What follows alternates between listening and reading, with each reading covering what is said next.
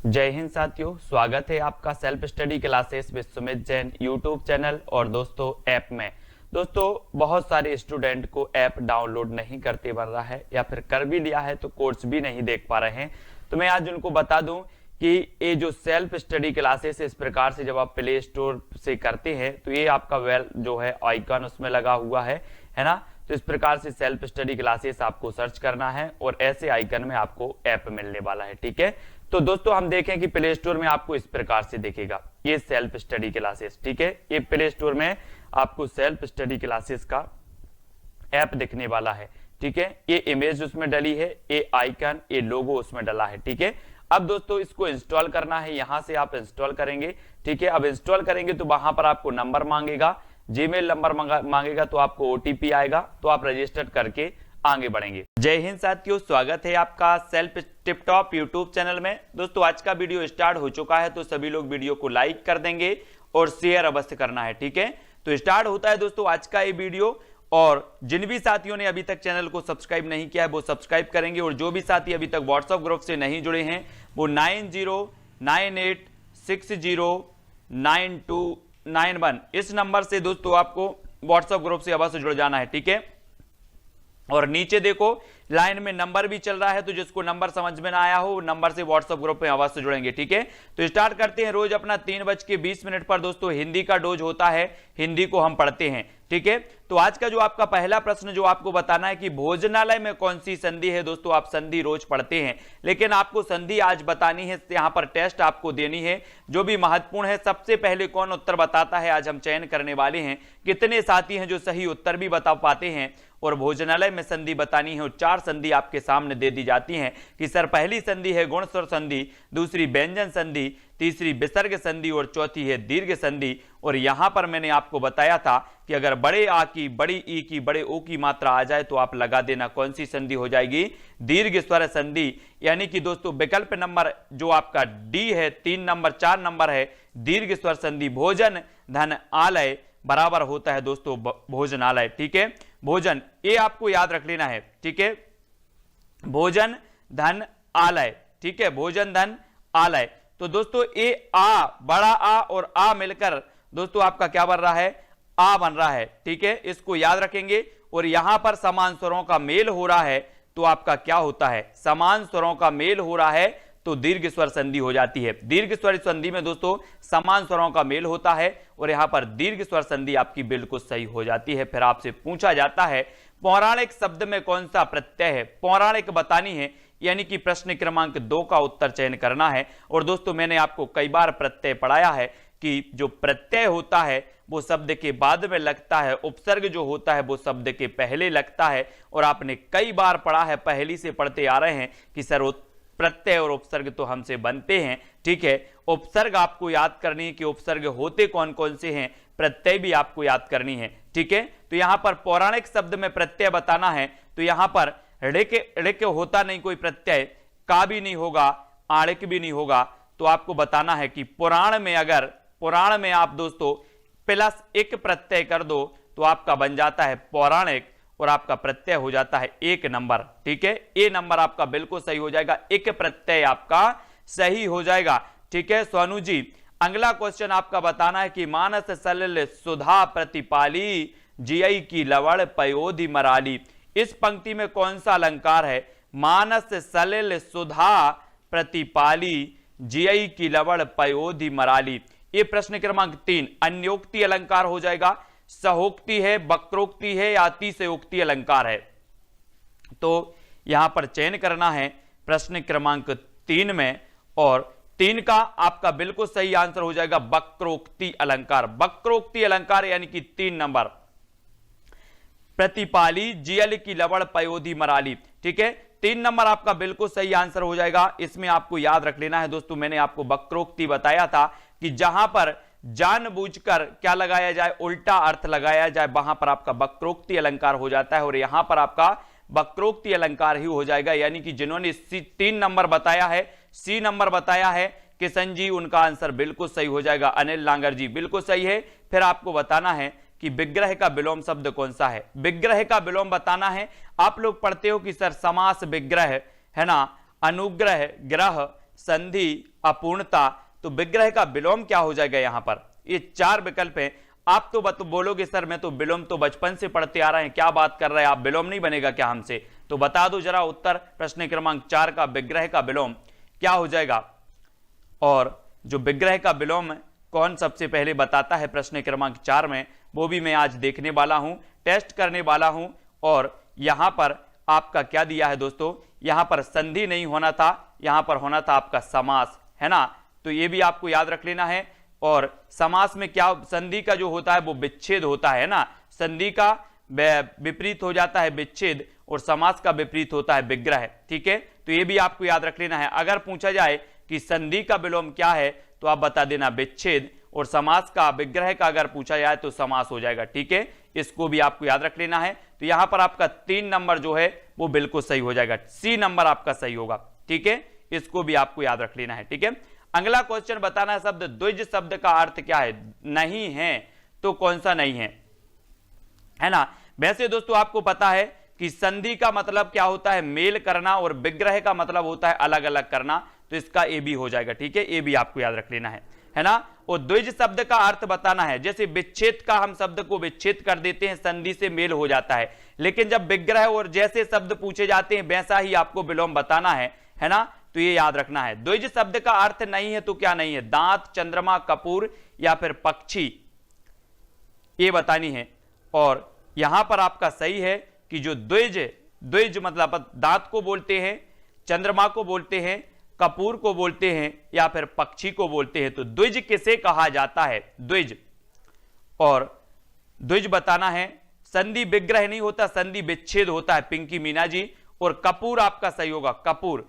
द्विज शब्द का अर्थ होता नहीं है तो वो नहीं है कपूर, यानी 3 नंबर, एक कपूर सही होगा। दांत आपका सही है द्विज का, चंद्रमा भी आपका सही है, पक्षी भी, पक्षी को भी द्विज बोला जाता है, ठीक है? तो ये जो 3 नंबर है, 3 नंबर अमन जी, 3 नंबर आपका बिल्कुल सही हो जाएगा, कपूर। ये द्विज का अर्थ नहीं होता। फिर आपको बताना है घी की खिचड़ी होना मुहावरे का आज से क्या है? मुहावरे भी आपने पढ़े हैं, बहुत सारे मुहावरे पढ़े हैं, और घी खिचड़ी होना इस मुहावरे का अर्थ क्या होता है पीयूष जी? बहुत लाभ होना, प्रगाढ़ प्रेम होना, लजीज भोजन करना, या फिर उक्त सभी मुहावरे हम पढ़ते हैं, है ना? क्या पढ़ते हैं? मुहावरे सभी लोगों ने पढ़ी हैं, लोकोक्ति भी सभी लोगों ने पढ़ी हैं, और घी खिचड़ी होना यहां आपसे पूछ लिया गया तो आपका उत्तर होगा प्रगाढ़ प्रेम होना। आपको पता है कि घी का और खिचड़ी बहुत ही संबंध होता है दोस्तों, बहुत ही प्यारा संबंध होता है इनका। इस मुहावरे का अर्थ होता है घी खिचड़ी होने का प्रगाढ़ प्रेम होना, है ना? प्रेम कैसा होना? बहुत ही कैसा होना? प्रगाढ़, गहरा प्रेम, है ना? वो कहलाता है घी खिचड़ी होना। यानी जो बी नंबर है, 2 नंबर है, वो आपका बिल्कुल सही हो जाएगा, ठीक है? बी नंबर, मुहावरे का प्रगाढ़ प्रेम होना, ये बिल्कुल सही है। फिर आपको बताना है कि दोस्तों वायोलेशन का हिंदी अर्थ बताना है, क्या हो जाएगा? बैगनी रंग बताएगा, अहिंसा, प्रतिहिंसा या फिर अतिक्रमण। यानी कि प्रश्न क्रमांक 7 का आंसर का चयन करना है। 7 का क्या होगा? 7 का उत्तर बताना है, 7 का चयन करना है। 7 का क्या हो जाएगा दोस्तों आपको? और प्रश्न क्रमांक 7 में आपका बिल्कुल सही आंसर होगा अतिक्रमण। क्या हो जाएगा? अतिक्रमण हो जाएगा, ठीक है? ये अतिक्रमण वाला आपका बिल्कुल सही हो जाएगा प्रश्न क्रमांक 7 में। और किसी को कोई डाउट लगता है तो वो क्या करें कि अंत में हम 5 मिनट आपको दे देंगे कि आप 5 मिनट में कोई डाउट लगता है किसी प्रश्न में, वो आप पूछ सकते हैं, ठीक है? अगर बीच में आप डिस्टर्ब करेंगे तो उसमें गड़बड़ हो जाता है। मेरी जो लय है, जो आपकी पढ़ाने का वो है, वो सब क्या हो जाता है? गड़बड़ हो जाता है। इसलिए बीच में किसी भी प्रकार के कोई प्रश्न ना पूछें। 5 मिनट आपको दिए जाएंगे, किसी भी प्रश्न में डाउट लगे मैं वो क्लियर करूंगा, ठीक है? भिलासी बोली किस जनजातीय समूह से संबंधित होती है? भील, कोरकू, गोंड या फिर बैगा, ये बतानी है। यानी कि प्रश्न क्रमांक 8 में भिलासी बोली किस जनजातीय समूह से संबंधित है?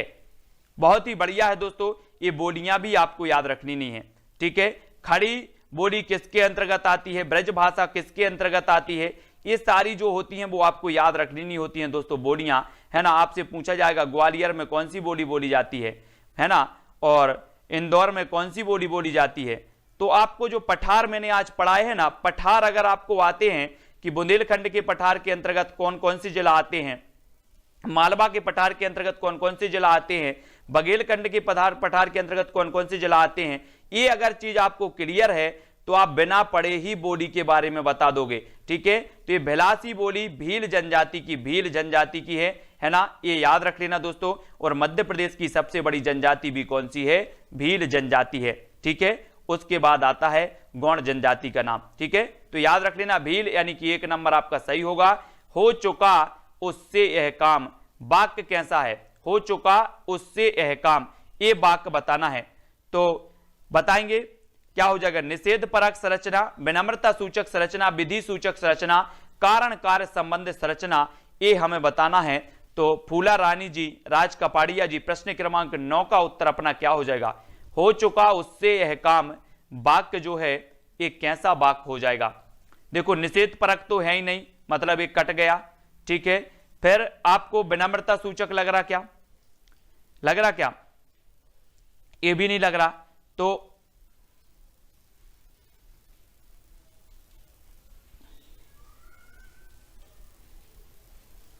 हो चुका उससे यह काम,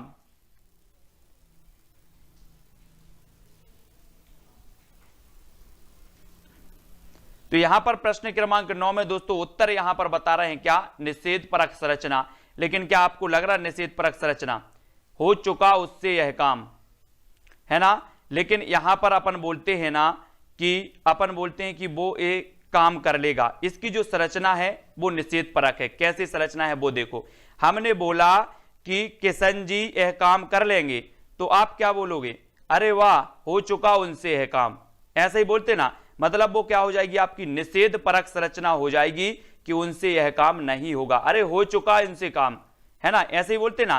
तो यहां पर जो आपका ए है, ए नंबर, वो ही सही हो जाएगा।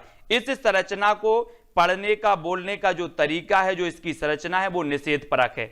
इसको कर लेंगे कैसे, हमने बोला कि किशन से, वो किशन काम कर चुका है या किशन काम कर लेगा, तो आप लोग में से कोई बोलेगा अरे सर हो चुका है काम उनसे, है ना।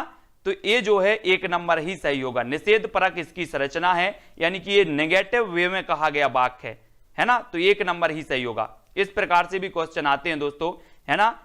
अगर तुम मुंबई आओ तो मेरे घर अवश्य आना, वाक्य कैसा है, आज्ञा सूचक वाक्य है, इच्छा सूचक वाक्य है, या फिर विधानवाचक वाक्य है, या फिर संकेतार्थक वाक्य है। वहां पर संरचना पूछी गई और वो निषेध वाक्य उसकी संरचना हो जाएगी, है ना। नेगेटिव वे में वो बात कही जाती है कि अरे आप भी यार क्या बात कर रहे हो चुका उनसे यह काम, वो तो कभी ऐसा करते ही नहीं, है ना। अगर तुम मुंबई आओ तो मेरे घर अवश्य आना, ये कैसा है, अगर कहा गया दोस्तों। अगर मतलब क्या होता है, यहां पर एक संकेत दिया गया है कि अगर आप आओ तो मुंबई जरूर आना, तो ये आज्ञा सूचक भी नहीं है, इच्छा भी नहीं है, विधान भी नहीं है, ये हो जाएगा आपका संकेत सूचक। अगर आओ तो, है ना, तो ये आपका 4 नंबर संकेतार्थक जो वाक्य है वो बिल्कुल सही हो जाएगा। थोड़ा सा प्रश्न को पढ़ना है और फिर उत्तर बताना है कि अगर आओ तो हमारे घर जरूर आना। ठीक है, तो ये संकेत किया गया है, उस संकेतार्थक वाक्य है। मैं अगर यहां पर बोलूं कि आप लोग अगर टाइम से लाइव क्लास में आते तो मैं पढ़ाता, है ना, तो यहां पर एक संकेत था, आपको संकेत दिया गया, अगर आप आते तो हम पढ़ाते, तो ये क्या हो जाएगा, संकेतार्थक। ऐसा ही कहा गया कि अगर आप आओ तो घर जरूर आना, मुंबई आओ तो, इस प्रकार से कहा गया वो वाक्य है। सूर्य शब्द का पर्यायवाची बताना है दोस्तों, क्या है, अंशुमाली, मरीचि, पतंग या फिर उक्त सभी। सूर्य शब्द बताना है, सूर्य का पर्यायवाची क्या होता है।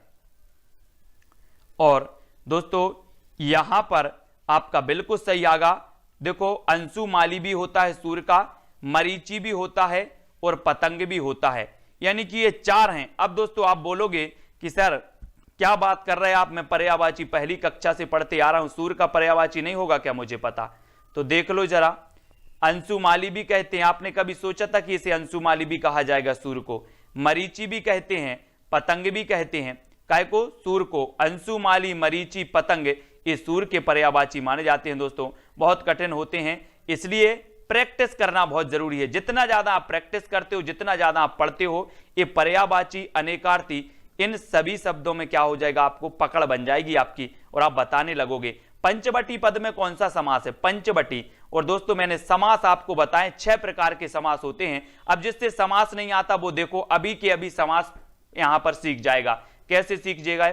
सबसे पहले दोस्तों हमने देखा, आपसे पूछा जाएगा कि समास कितने प्रकार के होते हैं। आपने बता दिया सर समास 6 प्रकार के होते हैं। ठीक है, कौन कौन से?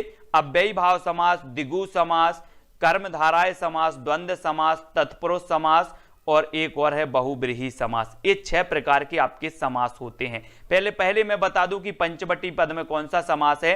तो पंचवटी दोस्तों यहां पर आपका आता है पंचवटी, यानी कि 5 बटों का समूह है, यानी कि जो आपका द्विगु समास है 2 नंबर है, वो सही हो जाएगा।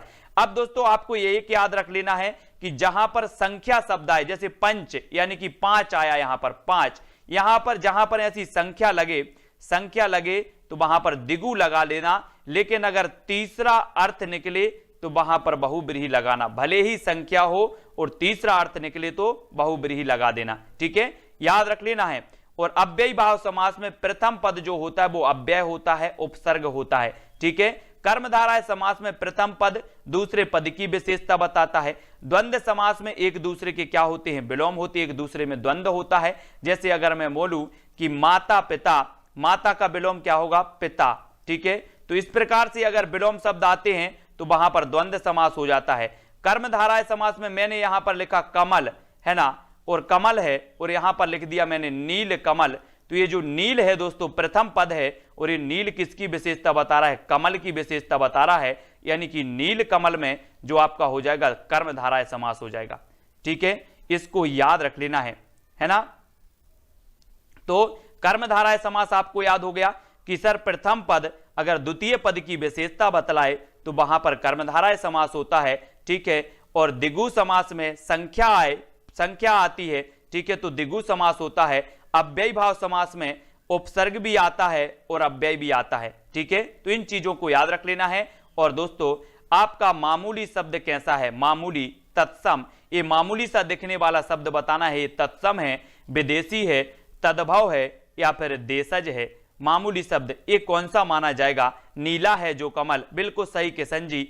और आपको बताना है प्रश्न क्रमांक 13 का, और 13 का जो आपका राइट आंसर होगा वो होगा विदेशी, है ना, विदेशी। मामूली शब्द कैसा है दोस्तों, ये विदेशी माना जाता है। बोले तो ये तो मामूली शब्द है, ये विदेश का ही होगा, है ना, तो ये विदेशी माना जाता है। अब आपको शब्द भी पढ़ने हैं, तत्सम, तद्भव, है ना, देशज, विदेशी, संकर शब्द भी होते हैं। ये शब्द आपको पढ़ने हैं दोस्तों, कौन सा तत्सम है, कौन सा तद्भव है, कौन सा विदेशी है, इनको पढ़ना है। और यहां से एक क्वेश्चन आपका आएगा तत्सम तद्भव से, इन शब्दों से। ठीक है, और ये विदेशी आपका बिल्कुल सही होगा।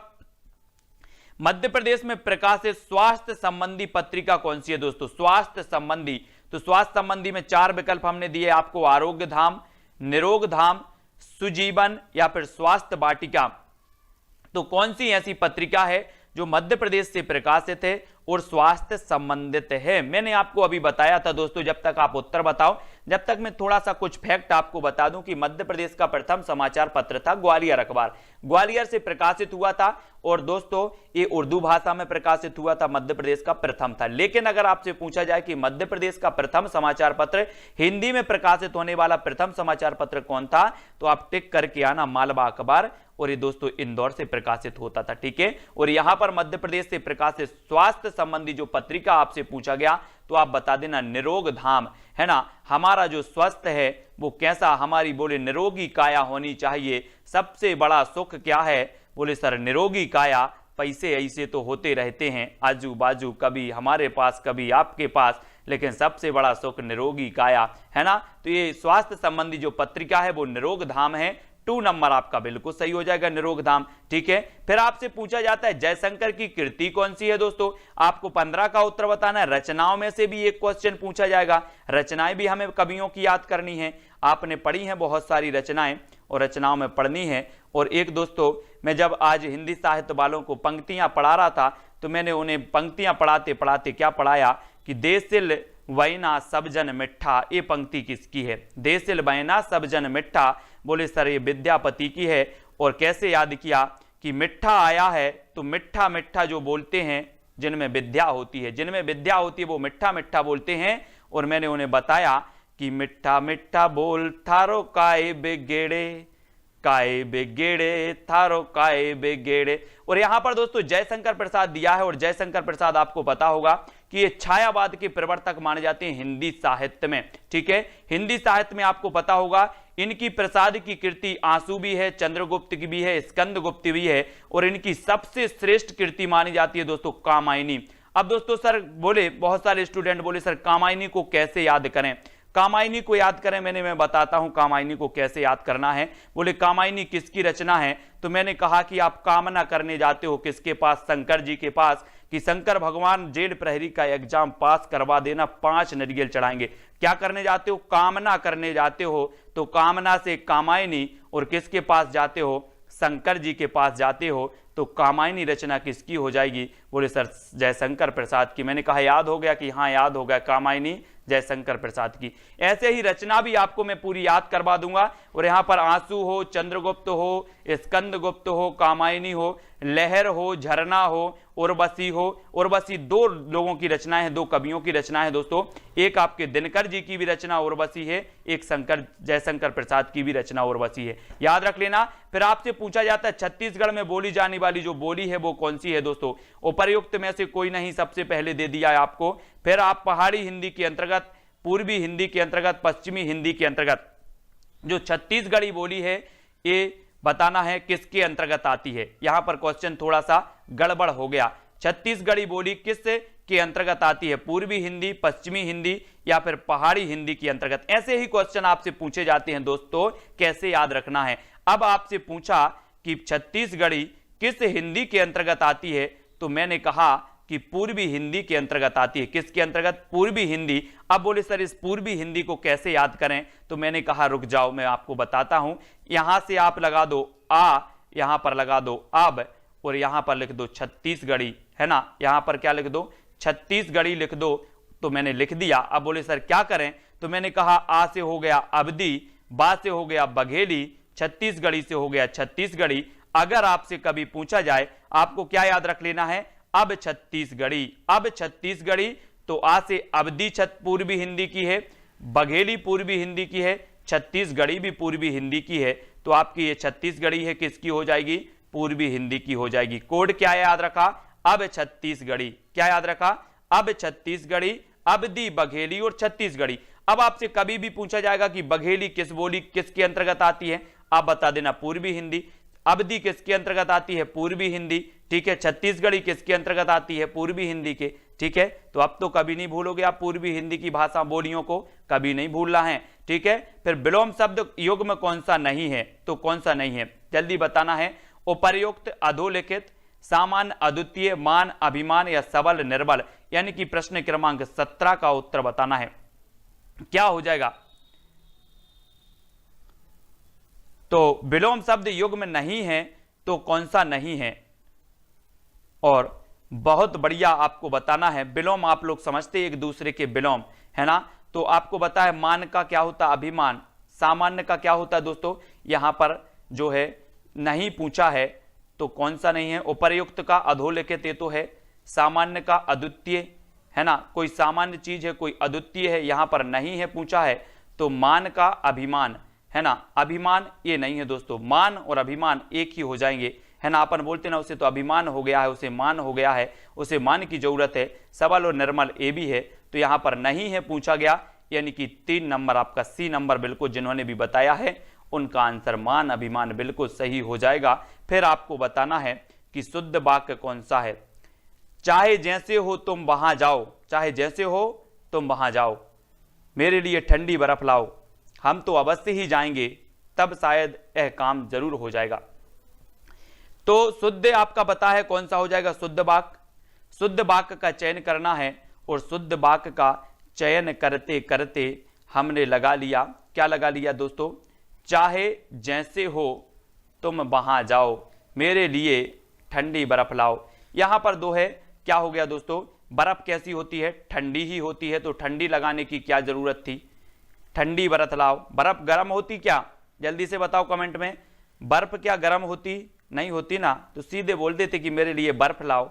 ठंडी लगा दिया, बोले सर ठंडी लगा दिया तो गलत हो गया, हम तो अवश्य ही जाएंगे, है ना, ये ही लगा दिया, ही अवश्य मतलब होता है दोस्तों कि हम जाएंगे ही, है ना, ही नहीं लगना था, यहां पर ही गलत हो गया, तब शायद यह काम जरूर हो जाएगा, है ना, तो ये भी आपको याद रख लेना है। और शायद भी लगा दिया और जरूर भी लगा दिया तो यहां पर ये गलत हो जाता है, थोड़ा सा अपन को क्वेश्चन पकड़ना है, तो यहां पर शायद गलत हो जाए, यहां पर ही भी गलत हो गया, ये नहीं लगाना था, और बर्फ जो है ये भी नहीं लगाना था, तो चाहे जैसे हो तुम वहां जाओ, ये आपका 1 नंबर बिल्कुल सही हो जाता है, ठीक है, 1 नंबर। तो इस प्रकार से शब्दों को आपको पूछा जाता है दोस्तों, और ये गलत हो जाते हैं अपने शब्द, शुद्ध शब्द आपको बताना है। परीक्षा क्या ऐसा लिखा जाता है, आप लोग परीक्षा दे रहे हैं, ऐसा लिखा जाता है क्या, परिणति, प्रसाद, प्रांगण। अब इनमें से शुद्ध शब्द कौन सा है, यानी कि प्रश्न क्रमांक 19 का उत्तर बताना है। अगर आप हिंदी में दोस्तों जितना ज्यादा प्रैक्टिस करते हो, पढ़ते रहते हो, तभी आपको देखना है कि परिणति, यहां पर ना तो परीक्षा है, परिणति जो है, परिणति ये आपका बिल्कुल सही है ना, बोलते हैं ना अपन उसकी अच्छी परिणति हो जाती, परिणति मतलब होती भावना, है ना, तो आपका जो 2 नंबर है बिल्कुल सही हो जाता है। और आपका पूछा जाता है कि समोच्चारण भिन्नार्थक शब्द युग्म में नहीं है तो कौन सा नहीं है, समोच्चारक और भिन्नार्थक, रोटी, पराठा, अवलंब, अविलंब, अचर, सचर, असक्त या फिर असक्त, और बताना है कि कौन सा शब्द युग्म में समुच्चारित भिन्नार्थक नहीं है, कौन सा हो जाएगा दोस्तों।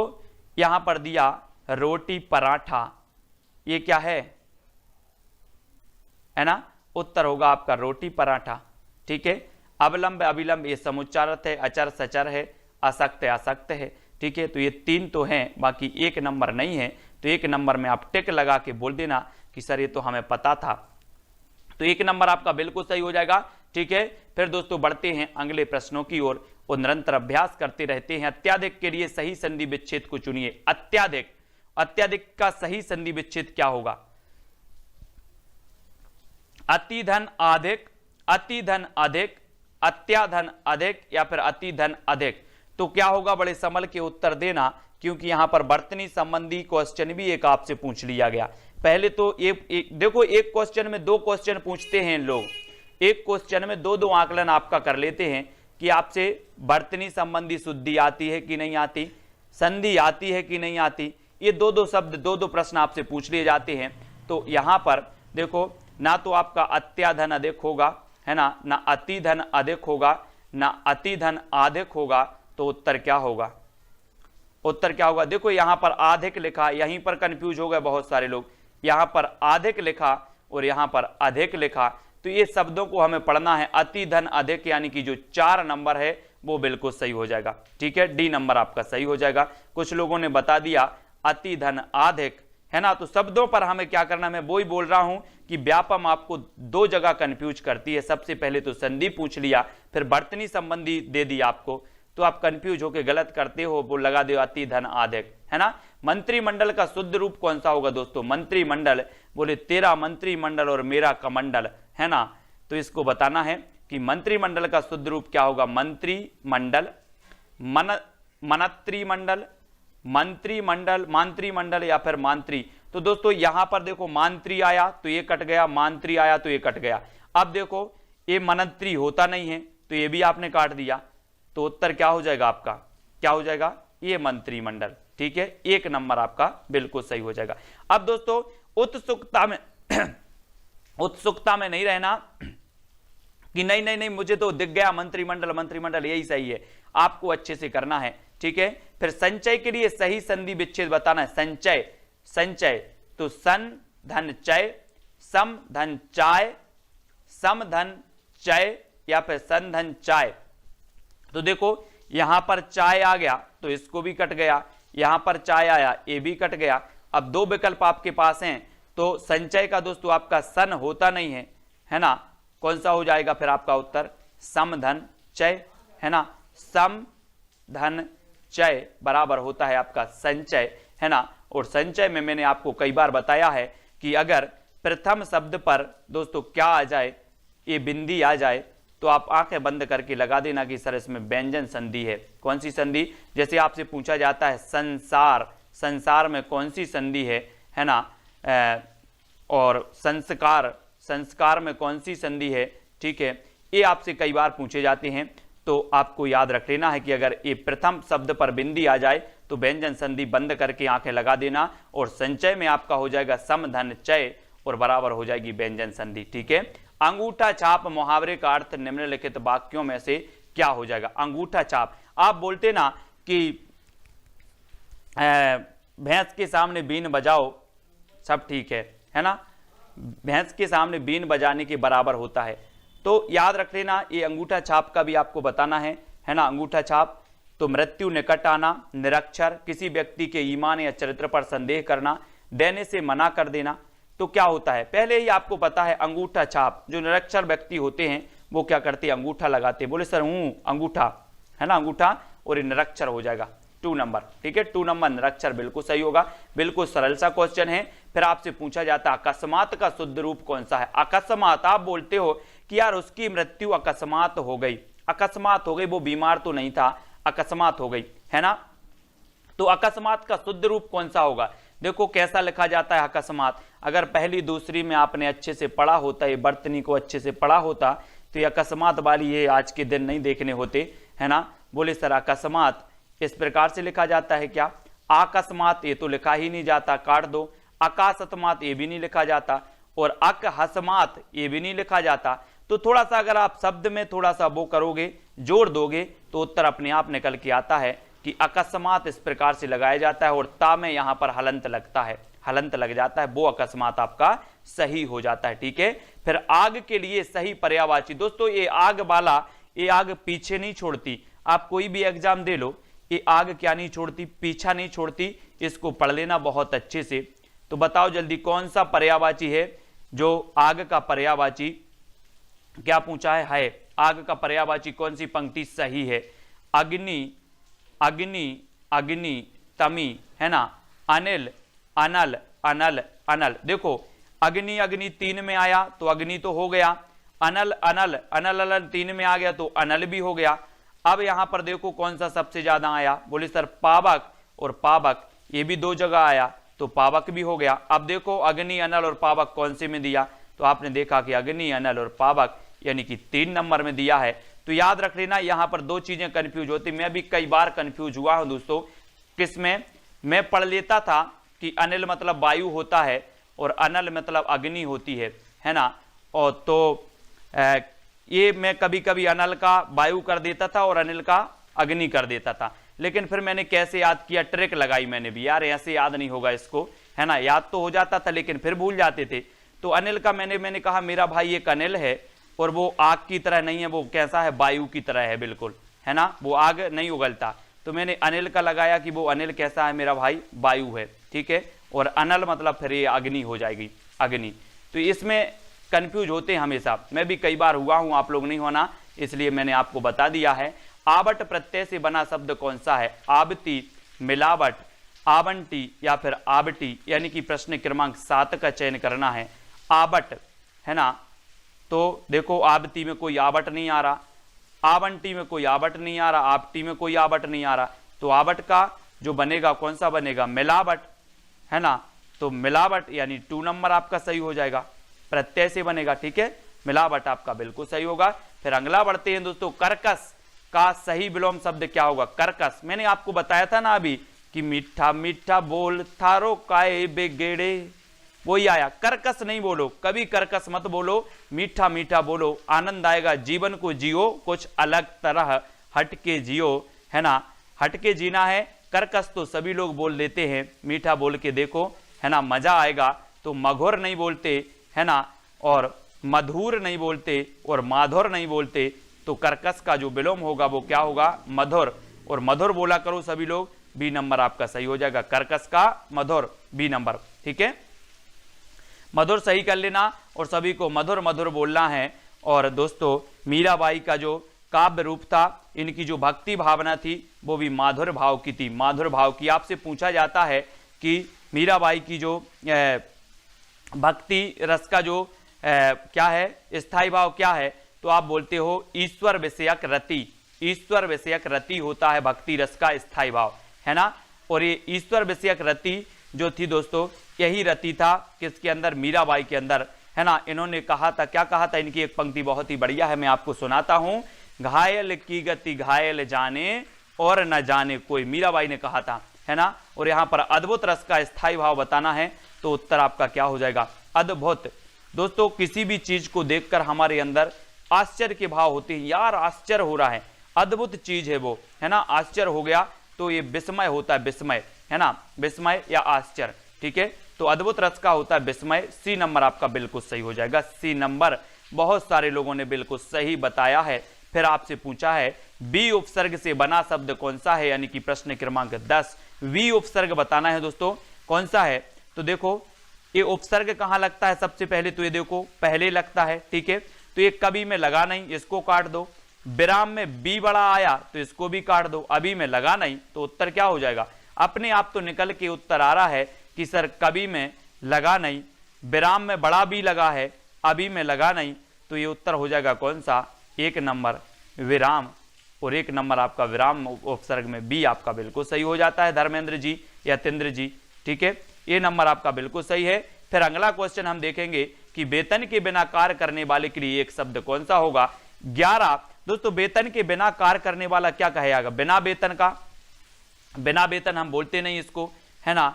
और इसको क्या बोलेंगे, अवैतनिक, अवैतनिक भी नहीं बोलते, अवैतनिक भी नहीं बोलते, तो हम उसे एक शब्द में बोलेंगे कि वेतन के बिना कार्य करने वाला, उसे बोला जाता है अवैतनिक। क्या बोला जाता है, अवैतनिक। यानी कि आपका जो 2 नंबर है, बी नंबर है, वो बिल्कुल सही हो जाएगा, ठीक है। कॉमेडी तक, है ना, इसको याद रखना है। और ये अवैतनिक आपका बिल्कुल सही होगा। नर नारी में कौन सा समास है, नर नारी। अब आपको ही बताना है दोस्तों, मैंने आपको समास बताया था कि नर नारी, नर का विलोम क्या होता है, नर का विलोम होता है नारी, ठीक है, नर का विलोम नारी। तो आपको बताना है नर नारी में समास कौन सा हो जाएगा, ये दोनों में ही बता दो। समास आप कभी गलत करना नहीं दोस्तों, गलत करके जो भी आएगा उसका समझो कि उसकी खैरियत नहीं। मैंने समास को बहुत अच्छे से रोज मैं आपको पढ़ा रहा हूं, समास समास समास, और आप बोलोगे सर मेरा समास गलत हो गया, तो फिर काम भी गलत हो जाएगा। इसलिए नर और नारी, इसमें नर और नारी एक दूसरे के विलोम हैं, योजक चिन्ह आया और इसका अगर विग्रह करें तो नर और नारी आ जाएगा, तो और वाचक जो आ जाएगा, ठीक है। तो यहां पर द्वंद्व समास आपका बिल्कुल सही आंसर हो जाएगा, ठीक है, द्वंद्व समास। फिर आपसे पूछा जाएगा थोड़ा जानने वाला के लिए एक शब्द क्या होगा, थोड़ा जानने वाला, उसे क्या कहेंगे, अल्पज्ञा, अल्पज्ञा, अल्पज्ञ या फिर अल्प बुद्धि। थोड़ा जानने वाला, देखो अल्पज्ञा ये कट जाता है, ये भी कट जाता है। अब दोस्तों 2 बचते हैं, 2 में आपका 50-50% चलता है, ये है कि ये है, ये है कि ये है, तो बताओ कौन सा है थोड़ा जानने वाला, उसे क्या कहा जाएगा एक शब्द में। और एक शब्द में आपका सही होगा क्या, ना तो अल्प बुद्धि कहा जाता, उसे कहा जाता अल्पज्ञ। अल्पज्ञ यानी कि जो 3 नंबर है वो आपका सही हो जाता है, ठीक है, 3 नंबर। फिर हाथों हाथ में कौन सा समास है, हाथों हाथ, तुम्हें बताना है। हाथों हाथ में द्वंद्व है, बहुब्रीहि है, तत्पुरुष है। अब देखो कैसे समझ में आएगा दोस्तों आपको, यहां पर बहुब्रीहि कोई तीसरा अर्थ निकल नहीं रहा तो बहुब्रीहि काट दो, ठीक है। तत्पुरुष इसमें है नहीं, ठीक है, इसको काट दो। कोई द्वंद्व इसमें हो नहीं रहा है तो इसको भी काट दो। फिर कौन सा उत्तर निकलता है, कौन सा निकल के आ जाता है, कौन सा निकल के आ जाता है, बोले सर हाथों हाथ में है अव्ययी भाव समास। जैसे आपसे अगर कोई पूछा जाए दिनों दिन, दिनों दिन, हाथों हाथ, है ना, ऐसे शब्द भी आते हैं दोस्तों, तो आपका अव्ययी भाव समास होता है, इसको भी याद रख लेना। ऐप में दोस्तों बहुत सारे स्टूडेंट को ऐप डाउनलोड नहीं करते बन रहा है, या फिर कर भी लिया है तो कोर्स भी नहीं देख पा रहे हैं। तो मैं आज उनको बता दूं कि ये जो सेल्फ स्टडी क्लासेस इस प्रकार से जब आप प्ले स्टोर से करते हैं तो ये आपका वेल जो है आइकन उसमें लगा हुआ है ना। तो इस प्रकार से सेल्फ स्टडी क्लासेस आपको सर्च करना है और ऐसे आइकन में आपको ऐप मिलने वाला है, ठीक है। तो दोस्तों हम देखें कि प्ले स्टोर में आपको इस प्रकार से दिखेगा ये सेल्फ स्टडी क्लासेस, ठीक है। ये प्ले स्टोर में आपको सेल्फ स्टडी क्लासेस का ऐप दिखने वाला है, ठीक है। ये इमेज उसमें डली है, ये आइकन, ये लोगो उसमें डला है, ठीक है। अब दोस्तों इसको इंस्टॉल करना है, यहां से आप इंस्टॉल करेंगे, ठीक है। अब इंस्टॉल करेंगे तो वहां पर आपको नंबर मांगेगा, जीमेल नंबर मांगेगा तो आपको ओटीपी आएगा, तो आप रजिस्टर करके आगे बढ़ेंगे।